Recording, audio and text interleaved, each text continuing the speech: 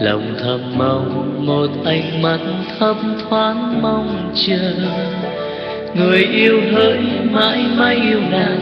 Em dù biết vẫn luôn hững hờ, mặc cho anh đêm đêm vẫn mơ cuộc tình đôi ta.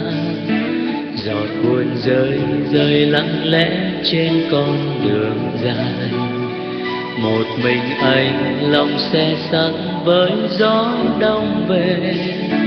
Giờ thôi hết những ước mơ dài, mưa còn rớt rớt trên nỗi sầu, lạnh đôi vai em mới biết chăng tiếng anh